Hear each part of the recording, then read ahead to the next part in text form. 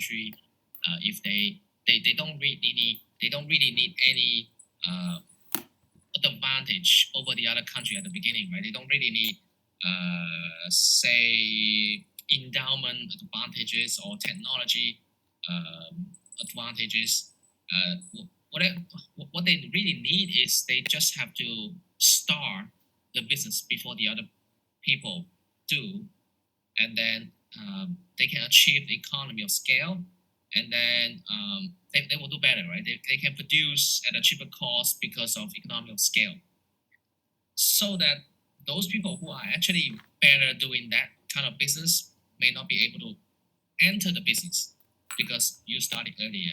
And this is the other example that we have here. If Thailand is good at producing, what's the story here? Yes, the story here is producing watch. And if Switzerland started first before Thailand, so they might be able to produce at a cost where it's indicated by one, and this is referring to the price which is lower than the initial cost which Thailand can start producing. So that will put Thai people out of business right away because they cannot produce cheaper than the market price. Yeah, that's the problem, right? That's the problem when economy of scale is seized, and then if the industry is working according to like it's by the rule of economic scale, then we no longer sure whether the country is good at producing something. They will end up producing that thing. We do not know, right? Once the mechanical of economic scale works here. And now, because of this, excuse me, and that will lead to another argument in development economies. We will see that. We will see that in a second. So let's take a look at the other concept of increasing return to scale, which is called the dynamic increasing return. So what is it different from the other one? This is dynamic, right? So as the time pass, and you will gain additional increasing return, basically. So far, we have considered cases where external economies depend on the amount of current output. So current output is like how much you produce at the point, at the moment. But there could be a case that economy of scale may also depend on the cumulative output over time. Well, cumulative is like the outputs you have so far produced over the year. Well, sometimes this kind of definition can relate it to your knowledge, right? So it's not just only how much you are producing the current year, okay? It's like how much you have produced over last 100 years, right? If your company is 100 years old. So I think one of the good example that we can use for this case is that, well, uh, yeah. So, well, if you look at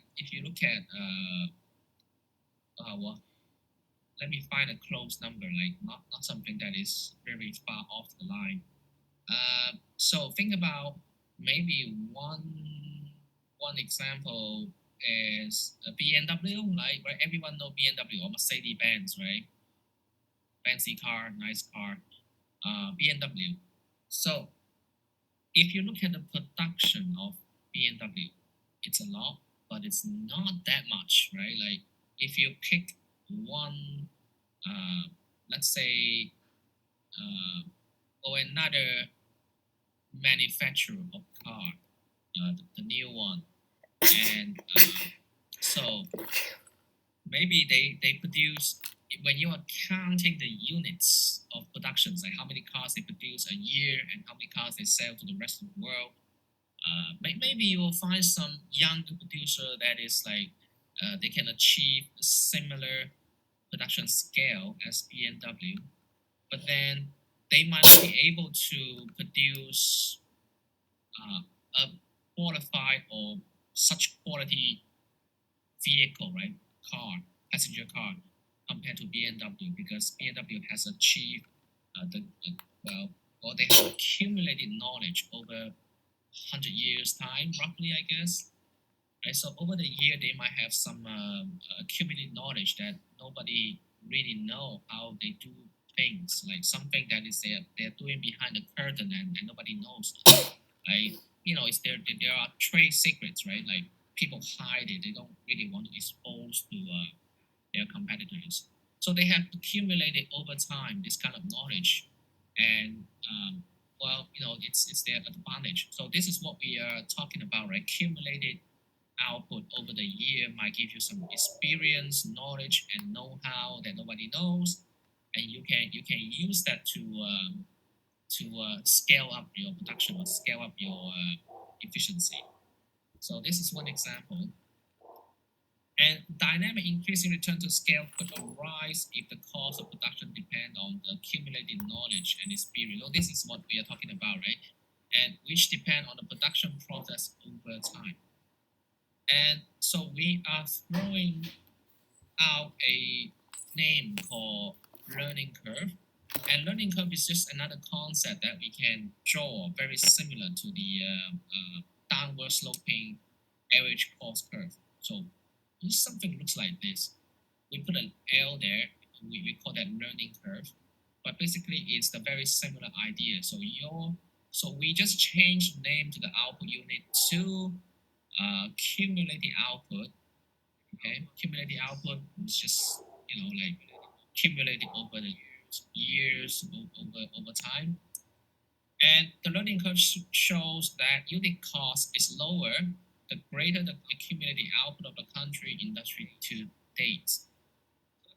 To the country that has extensive experience in an industry may have a lower unit cost than a country with lower or no experience. So if we draw this kind of curve and indicate it for accumulated outputs, we might have a very similar idea to the previous analysis that if a country that started earlier, they accumulated more experience, they may be able to produce at a cost that is lower than any other participants who may have better skills. I mean, no, I shouldn't say better skill.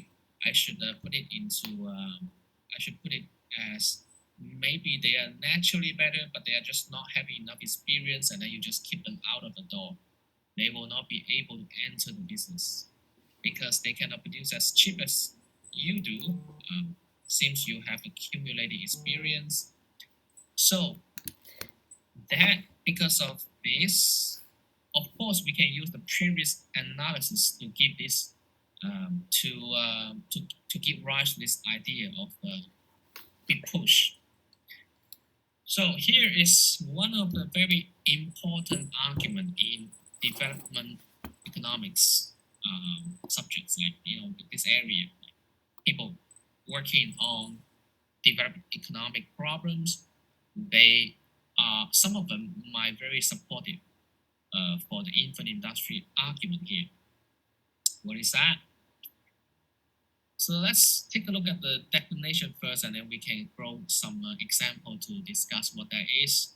So like external economies of scale at a point in time, dynamic increasing return to scale can lock in an initial advantage or a head start in the industry. And so this is the problem for many developing countries, and they might argue that, yeah, you see that the other country, because they started first, and then because they started first, and they have more knowledge and experience, and that's why they can producing cheaper than we do. And because of that, if we let the market work by itself without any intervention, like we don't really touch the market, we are out of it, and we don't really help anything, we don't really come up with some policy, industry policy that that support the industry. Maybe at the beginning it's not fairly, but because we know that this is a very strong assumption, right? Like for developing country, and let's say that Switzerland, they produce watches, and for Thai people, and then let's assume, okay, let's believe they know who they are, and Thai people might think that yeah, we are a natural better watchmakers. So if we let the market work by itself without any intervention, um, so Thai people will never ever produce watches because they cannot really produce at the costs which the Swiss people do, right?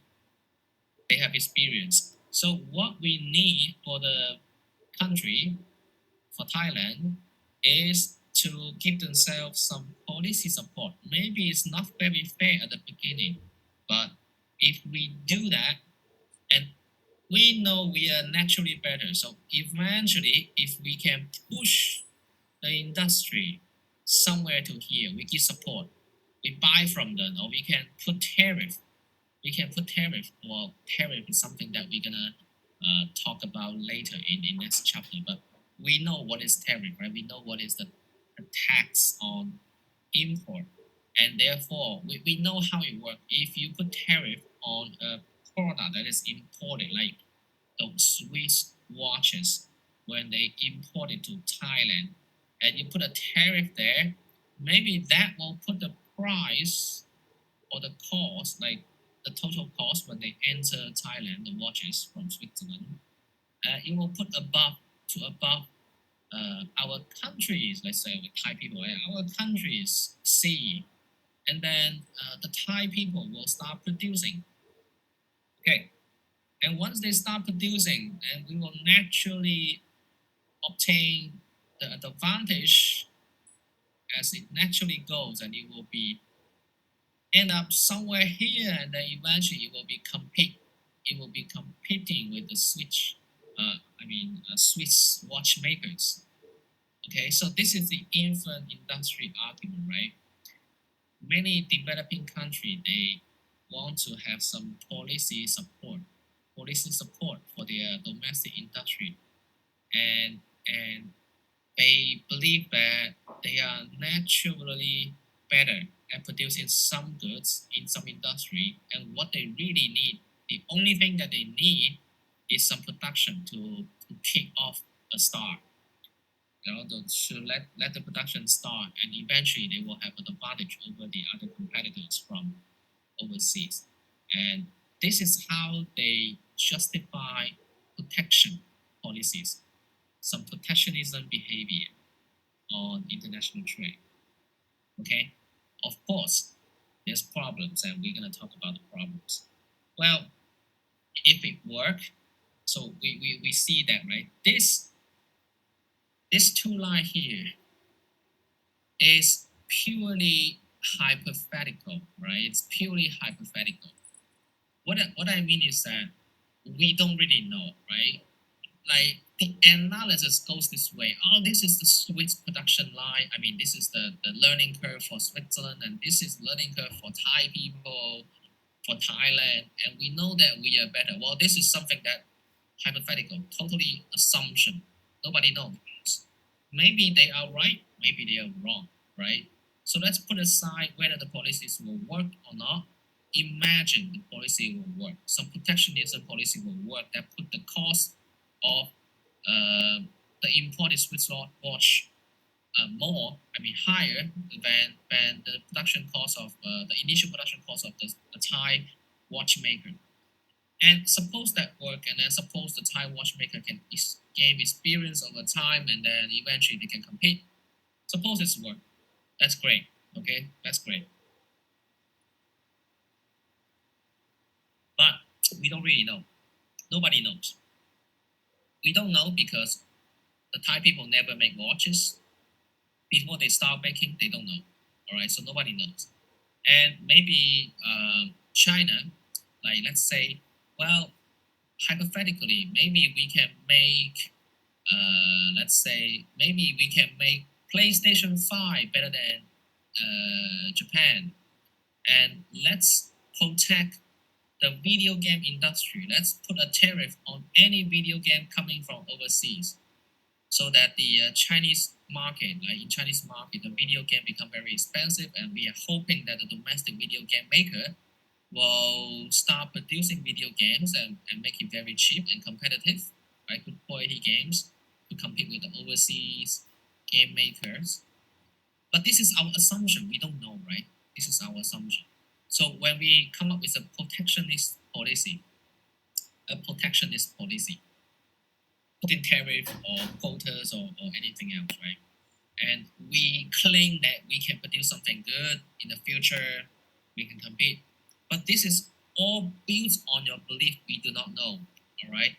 What if this belief is wrong? What if uh, Chinese video game maker it's not really they are not really as good, or they cannot really produce as good quality games as PlayStation 5, Sony, right? So what happened, right? So what happened is that once you put the video game policy, well, we call that temporary protection, right? And we argue that they will enable a young infant industry, a very young, not grown up industry, right? They are not strong enough to compete, but we believe once we protect, it will become strong, grown up, and compete with overseas companies. But what if we are wrong? What if we are wrong? Then we will be locked up ourselves. Why?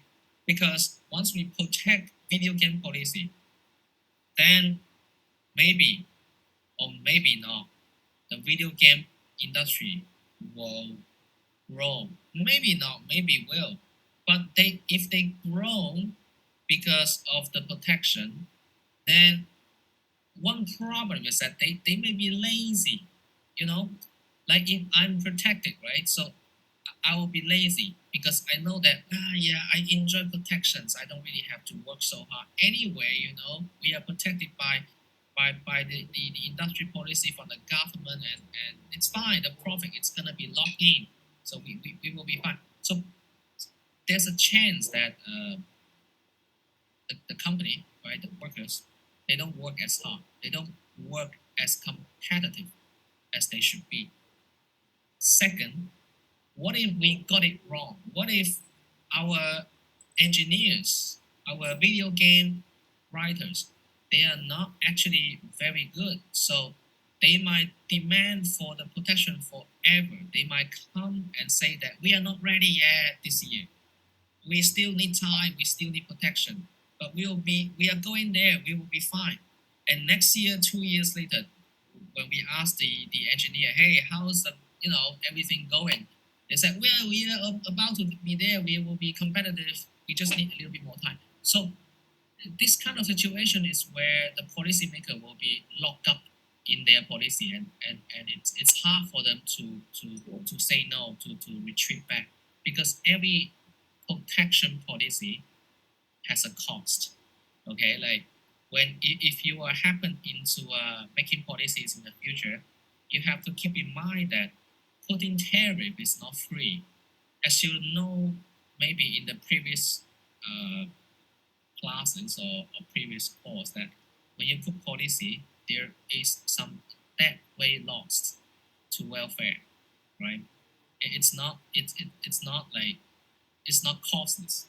There is a cost because you are putting the price higher than it otherwise would be. The video game player have to pay more money to buy the video games from overseas, and they have to pay a higher price, and then paying a higher price results in lower consumer surplus, right? Consumer welfare. So there is a cost all the time, because if they don't really have to spend extra money, then they can spend the money otherwise somewhere else, right? Yeah, you may say that well, government collect some tariff revenue too, but but if you remember the demand supply curve, right? When you draw a tariff on the equilibrium price on top of it, and then you will find that the government revenue, the gain in government revenue may not be enough to compensate the loss in consumers' surpluses. So there's always some costs and losses resulting from a protectionist policy. So you might give protection policies for some industry at the cost of consumer and hoping that they might be one day competitive, but it might not, right? So this is the point. This is a problem. So you are guessing whether you are growing the right industry or maybe you are wrong. Okay. All right, so maybe the last part of the chapter is external economy may also be, well, this is something that we need to know that there's some other benefit of economy of scale, not only to the location of the production, but maybe to the national Y as well. So this is what we are going to talk about. Right. So external economy of scale may be important for inter-regional trade within a country. So many movie producers, this is an example that they give you and to show you how it works. So many movie producers located in Los Angeles produce movies for customers throughout the US. Right. So they when they achieve economy of scale in Los Angeles, they can produce movie at a better price, at a lower cost, and then probably with a better quality, right? And all the consumers throughout the US can enjoy it. Well, to some extent, the entire world consumer who want to watch those movies, they might be benefit from that too. Okay, and many financial firms located in New York provide financial services for consumers throughout the U.S. So of course, we can argue that throughout the entire world as well. For example, when Chinese companies like Alibaba, Neo, Xpeng, and many companies, right, when they want to raise money from the world market, they need to hire some investment bank in US, especially typically in New York, and they can organize the listing of their company in the States in the New York Stock Exchange. And when company when company they listed in New York, they basically have access to borrow money from the rest of the entire world, which is very liquidate. I would say it's very important for company to do that. And you see if you are following some recent news um, about the Chinese firms listed in New York, and they face a challenge because of some regulation issue, right? And then they might face the delisting um, potential threats, challenge from New York Stock Exchange. And why the companies are still trying to cooperate, and why the government is still supportive for Chinese firms to list in the US is because of the volume. The global market is just huge. Like for one example, like when you look at Alibaba listed in Hong Kong and Alibaba listed in New York Stock Exchange, if you see the exchange volume every day, how many transactions on Alibaba stock and how much transactions in New York Stock Exchange on Alibaba stock, typically in an average day, it's at least like 10 to 15 times more. So basically, you see the differences is huge.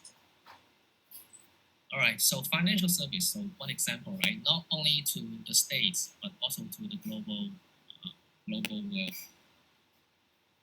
Okay, so some non-tradable goods like vet service must usually be supplied locally. What is vet service? Vet, it's animal services like medical service for your dog, for your cat, for your pet.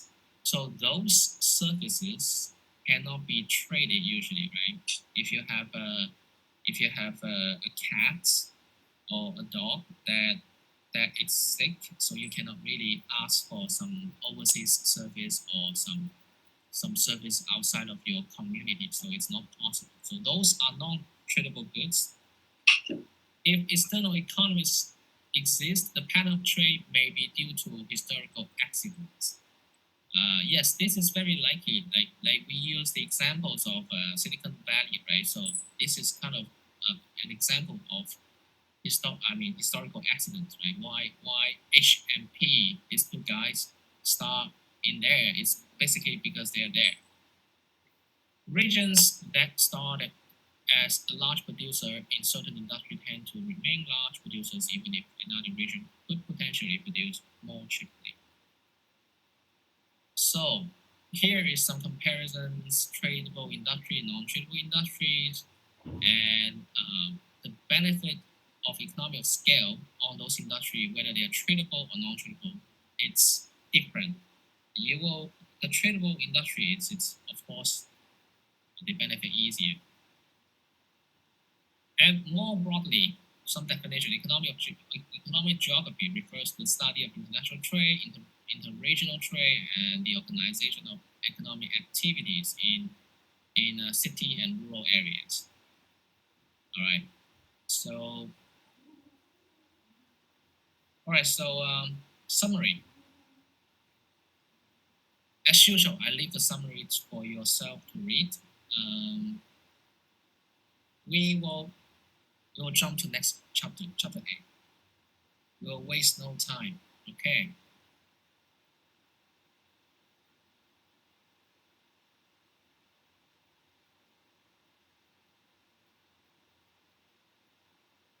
Yeah.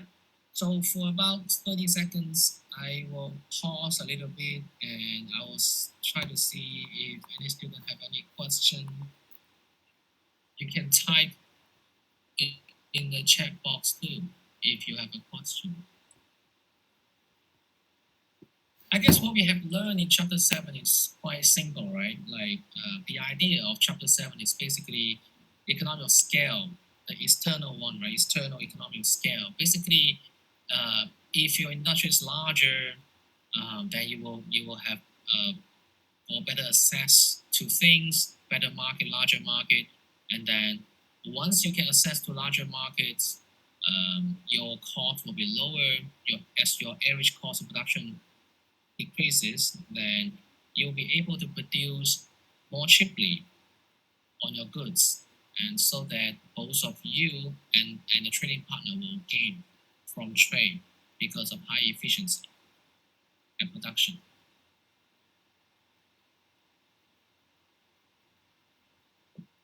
Okay, now chapter 8.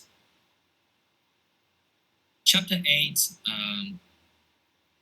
so we will see internal economy of scale, and then we will use internal economy of scale to do some analysis on firm and gains from trade. All right. So quickly, just quickly fire up the chapter. Learning objective in this chapter, we are trying to understand how internal economy of scale and product differentiations lead to international trade and intra-industrial trade. And we also learn how to recognize new types of welfare gained from intra-industrial trade, right? And we also learn to describe how economic integration can lead to both winners and losers among firms in the same industry. And the rest, I think, we will look at some other trade policies like anti-dumping policy, dumping policies, and how firms, when they extend their headquarters to overseas, and how they will allocate their resources, productions, organizations, and things. Okay. All right, preview. That's fine. We're gonna go through all of this. All right. Introduction. Internal economies of scale. Results. when large firms have a cost advantage over small firms, causing the industry to become uncompetitive. So when we learn about competitive market, perfect competition, right, in earlier economic courses, what is a competitive market typically look like? It typically look like there are millions of small producers, right? They are very small, and nobody have the power in the market. So they don't have power, and they are the price taker. They are not price setter. Okay. So what is a price setter? What is a price taker? So if I am very small, okay, I'm very small, and imagine there is millions of bakeries, bread maker in Shanghai, in Wujiaocang. Every corner on the street there is some kind of bakery, some bread shop. And if I'm a newbie to the business, I want to start my own bakery, I am a price taker because I have to look at the price of the bread that the other people sell. If everyone else sets the price at $1, right? If the market price for a donut or a loaf or something, a loaf or a donut or something, right? You can imagine the type of bread. It's for $1, and I charge for more, then nobody will buy from me, right? And assumedly, I cannot produce cheaper than $1 because they are already very competitive, right? I've just started my business. I cannot really do as good as they are. And so imagine the market is very competitive for bread, and I have to take the price. Whatever the people charge, I have to set my price at $1. If I can make it, I produce it. If I cannot make it, if I cannot be profitable at $1, then I'm out. I forget about this business. So this is perfect competition, perfect market. Everyone is small. Nobody can really do anything, right? But now, if the market become competitive, you typically see there are very few firms operating in the industry. Very few firms. Um, let me give you one example. Okay, so what kind of industry is typically uncompetitive? I would say when you see an industry that is kind of monopolized by some firm, then you will find this. Okay, so let's say you know Intel, AMD, right? Intel basically they can charge any price they want in the past. Okay, like because AMD was not very good at producing computer chips, competing to Intel, and when I say they can charge any price they want, um, this is this is not a very solid saying. Actually, you can think about it as this: they will not charge $1 million for a CPU, of course, because they know the number of buyer will be very limited. Of course, they will set a price that is profit maximizing. Okay, they will look at the demand curve of CPU demand in the market, global market, and then they will set the price accordingly to maximize their profit. Okay, so this is what they do. They will look at the demand and they will set the supply to maximize the profit. Marginal revenue equal to the marginal cost. This is how a monopolist maximize their profit in an uncompetitive market. And they cannot do that if they are in a perfect competition market, right? Well, we are going to link these two things together.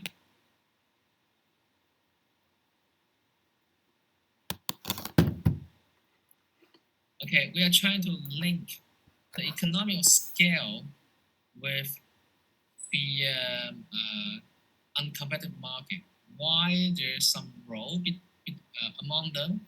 So we're gonna see.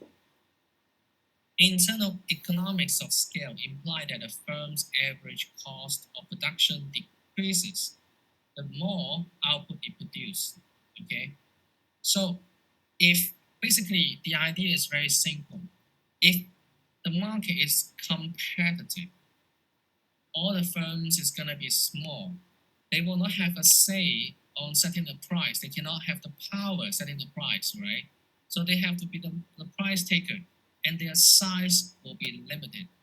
But when you look at when you're looking into an industry that is not very competitive, one firm might capture a very large proportion of the market.